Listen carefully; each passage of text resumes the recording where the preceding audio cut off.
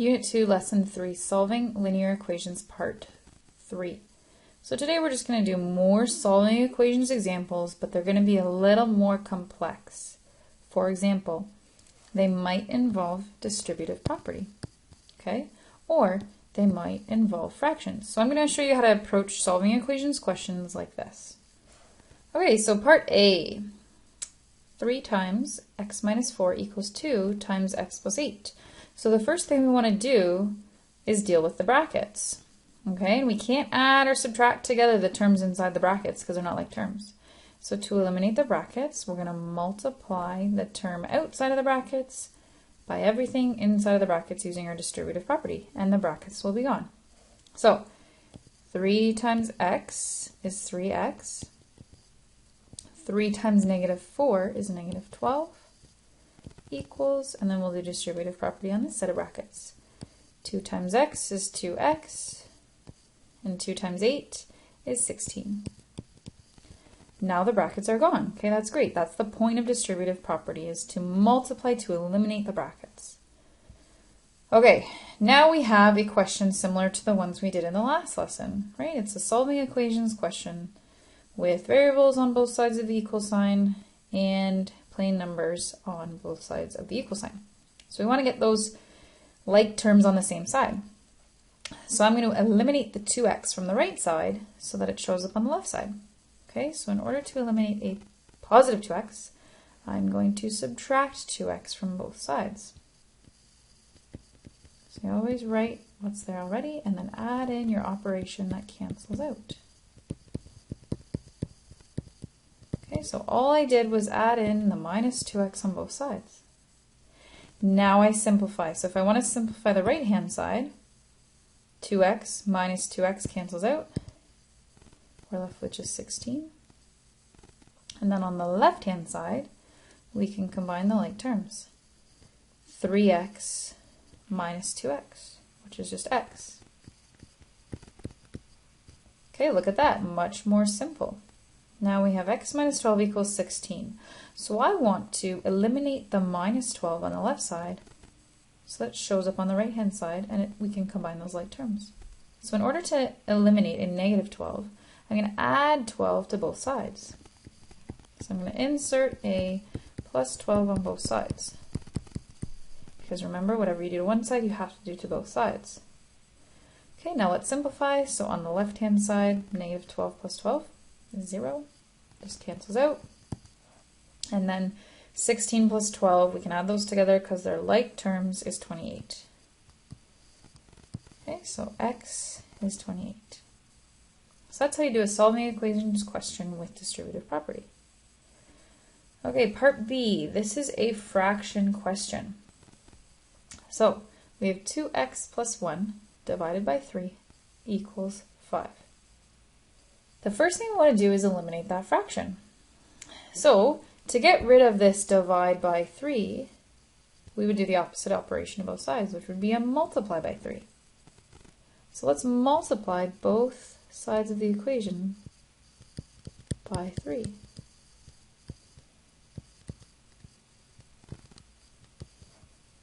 Okay, now let's simplify. So on the right hand side, 5 times 3 is 15. And on the left hand side, what's 3 divided by 3? It's just 1. So that cancels out. And now the fractions are gone.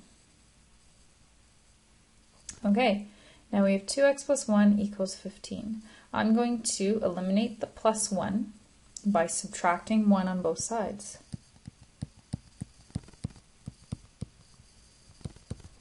Okay, now on the left-hand side, these guys cancel out. We're left with just 2x.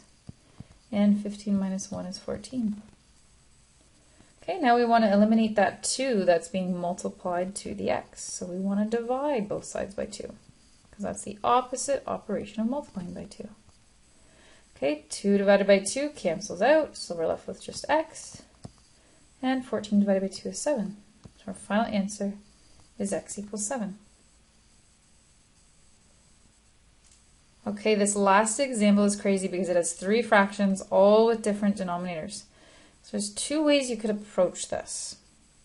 You could keep the fractions and work with them, right? So you could actually go ahead and find common denominators here so that you could add those two fractions together, okay? But I'm going to show you another way, a way that actually eliminates the fractions.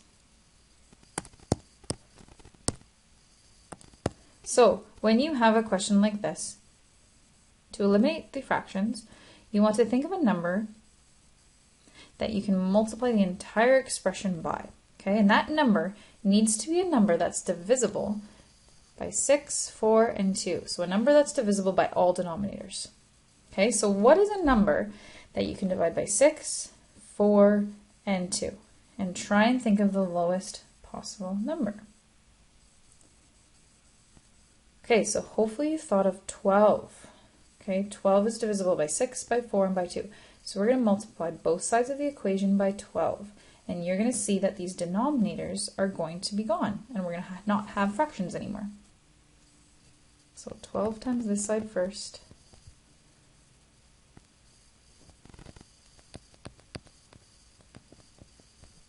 And 12 times this side as well. Okay, now let's go ahead and do the multiplication. So 12 times 3x is 36x.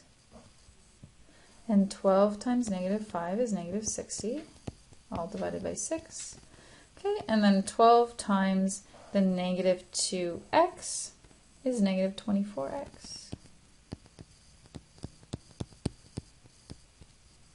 And 12 times 3x is 36x.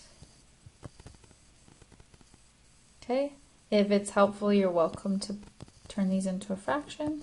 And then you might be able to see why 12x times 3x over 2 is 36x over 2. Right, I just multiplied the two numerators together and multiplied the two denominators together. Some of you might see that a little bit easier, right? A fraction times a fraction versus 12 times a fraction. Okay, now some of you might be saying, well, what was the point of multiplying it by 12? I thought you said that made the fractions go away. Okay, but there's still fractions there. Well, we've just set ourselves up to now eliminate the fractions, because now each fraction is divisible by the denominator. So 36x divided by 6 is 6x. Negative 60 divided by 6 is negative 10. Look, the fraction is now gone. Okay, negative 24x divided by 4 is negative 6x.